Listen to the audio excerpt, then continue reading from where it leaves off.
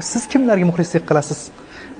Men har doim aytib o'tganman. Eng sevgan nimalarim Ozarbayjon xalq artisti Zaynab Xallarova, Alla Pugacheva, Yulduz Usmonova.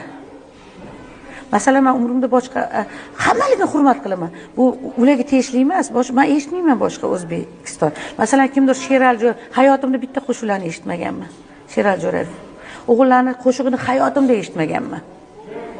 Shu gapimga borish oxirgacha chiqib aytishi mumkin, nimaga eshitmagansiz deb, misol uchun.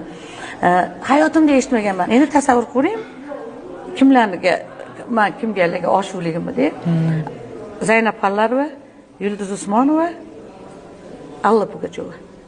Bo'ldi. Men haligacha Yulduz Usmonovani uyqum turishda ham, uyda ham, mashinada ham faqat eshitamiz. Yulduz Usmonova. Dardni aytib chiqqan ko'rmaganman. Yulduz Usmonovani bo'lganmi? Juda aqlli ayollar.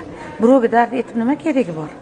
Men ham aytmayman dardni. Bo'lishib nima bo'ladi? Faqat gap so'zga qolib ketasiz. Kim do'st? Do'stingizga aytasizmi, dushmaningizgami?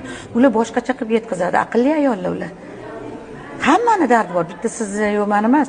Endi bitta sal siqilib qolsangiz dunyoga oshkor qilish kerak emas-ku, to'g'rimi? Ijtimoiy tarmoqlarga chiqib yig'lab qilib aytilmaydi-ku, to'g'rimi? Nima qilasiz? Hozir kim do'st? Kim do'st? Bundoq qarang.